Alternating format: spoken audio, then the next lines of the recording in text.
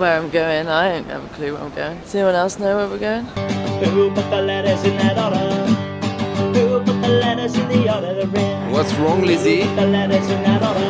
I'm I think it's time to change everything. You go and look if you are a senorita. You with what letter is C-E-N-T-H-I. J-K-L, J-K-L, J-K-L, J-K-L. That was lovely. J-K-L, J-K-L.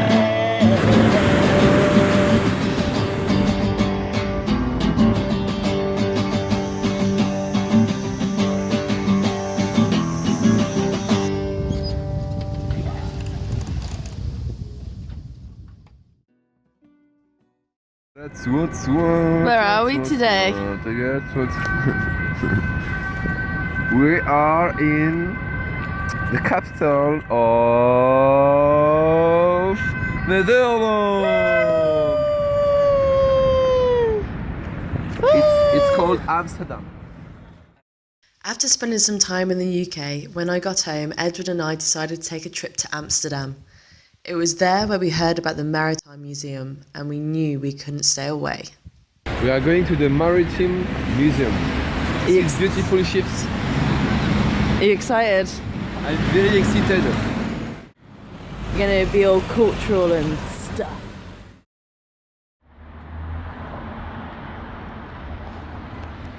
So we arrived at the Maritime Museum and we're surrounded by these beautiful boats, and I'm just having a bit of a boat lesson from Edward. They've got like these things on the side. What are they called? Derive. I don't know in English, Oh. sorry. So they're basically where normal boats would have a keel to keep them steady, because these boats transported grains a lot and they had to go through the canals, and the canals are really shallow. These helped steady them. Is that right? Yeah, there is one on each side. They can choose how deep they want it. And the Vikings had this as well. Yeah, sure, the Viking had this too. How stable is that though for like an ocean passage though? No. No good. Yeah, you can try, but it's not. But the like- Vikings used that, you say, though, and they did ocean passages. Not, yeah, ocean, but yeah, they follow the coast. They didn't cross the Atlantic in the middle. They followed the Greenland and they went north, but they didn't cross like the Pacific.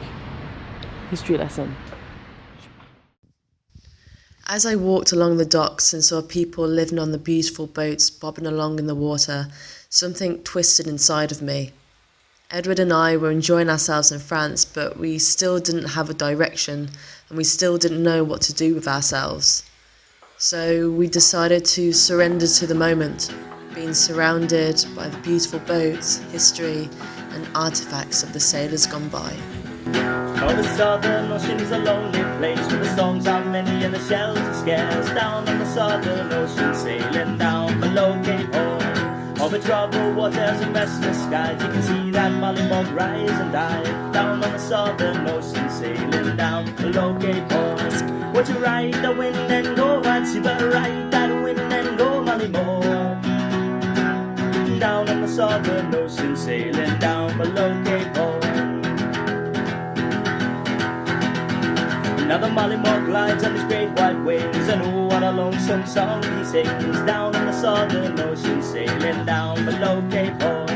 He's got no compass and he's got no gear. Nobody knows how the mollymog steers. Down on the Southern Ocean, sailing down below Cape Horn. Ride the wind and go, I'd see, but ride that wind and go, mollymog.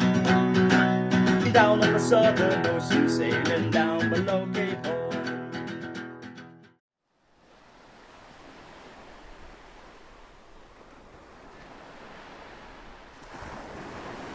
I'd often joke with Edward about getting a boat together, but we didn't really know what to do, to be honest. I mean, it was something we laughed about, something that wasn't going to be taken really seriously. But wherever we turned, we were just surrounded by the idea of water, rain, the ocean, storms, museums, boats, sailors. Wherever we went, there seemed to be someone with a story to tell from the ocean. And I knew that a decision had to be made. So, we've just heard a noise. This has just happened. What are we gonna do? Somebody's taking a shower. Yeah, well, they better, like... Jesus Christ. That's the first time that's happened. No. What? Like that? When you were in England, it happened 2 times. Why didn't you call the landlord? I called him, but What did he say? it's normal. He said it's normal. What do you mean that's normal? That does not look like normal. You see?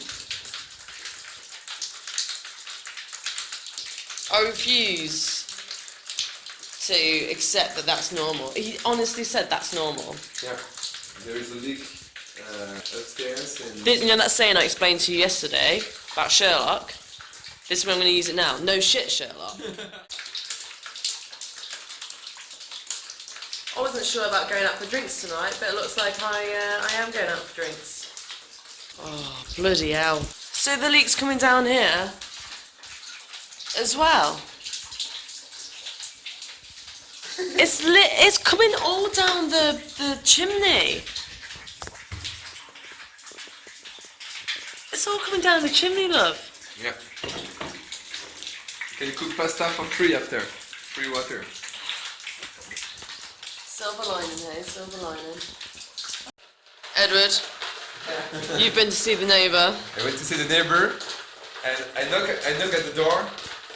The water was under the door like a wave. And he just opened the door. He was like, what's wrong? And I said, look on the ground. Is there something special? Oh, fuck, I forgot to close the tape. So his apartment is full of water and he didn't realize it. He was just eating. Crazy. God. There is like this in all his apartments, everywhere, under the sofa. Wow. Oh my God, you can hear him moving around now. And now it's cleaning, it will finish soon. Look, it's finished.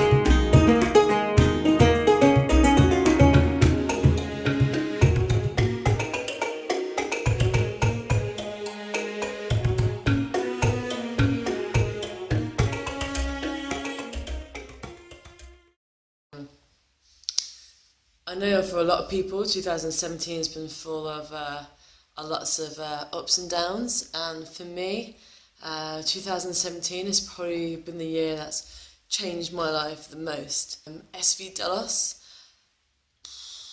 absolutely changed my life. Without them, I would not be here. Without them, without taking that chance, I would still be living in Nuneaton. I think for me, growing up when I was little, I always wanted to create worlds. I used to love to write in. So it didn't seem right for me to create all these adventures and stories and stuff for my characters when, in actual fact, my own life was very kind of grey and concrete. I had a 9-to-5 job and I wanted to live this adventure, and for some reason it just wasn't coming. And then that day came when I started watching SV Delos, and I watched them for about a year, and I always wanted to, I could do that, I want to do it, and then I've managed to like get on the boat. I still don't know how. This is what happens when you drunk text someone. The journey, I feel completely changed by what we did. I was a completely different person. I had this huge evolution of character just come over me. There is no going back. There is no going back. And I had the best time of my life on Delos. And they They are the most wonderful people in the world. They are the most wonderful people in the world, and they are my family, and I miss them so much. And I can't wait for the day when we all come together again. And you know, they're such special individuals: Brian and Karen, Brady, Alex, and Lisa. And here I am, living with friends with the love of my life. We thought, oh God, the adventure, it can't stop here. It can't stop here. We had this adventure of finding the apartments and stuff. But then it was like, well, what now? Do we just carry on working and then go to bed and wake up and carry on working and wait for the weekend? What do you do? So we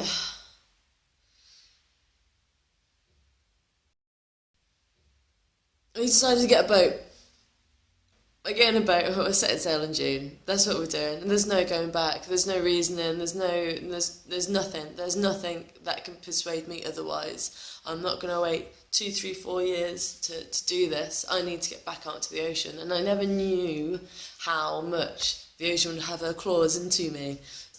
When you're on the ocean for a long time, you can't wait for land. When land's like coming up, oh my God, thank goodness, I love you, I love you, I love you, I will never leave you. But with the ocean, she's very temperamental. You can never predict anything in the ocean. She's like a lover you can't trust. That's what she's like. Whereas the land, you know what you're gonna get with land. It's time to go. It's time to get back out there.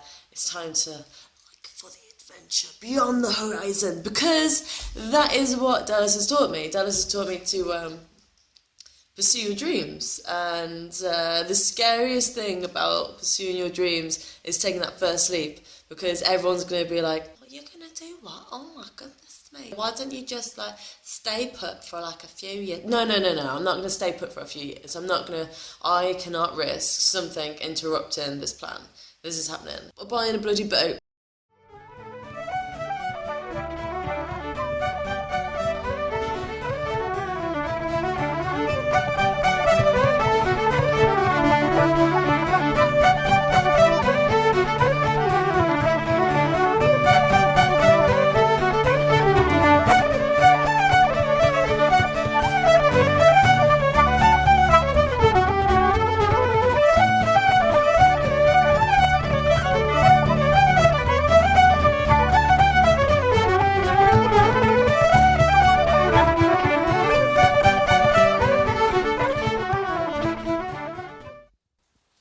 Hello there, and welcome to my YouTube channel.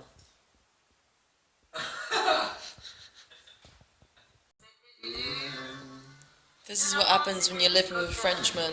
Ah, oui, oui.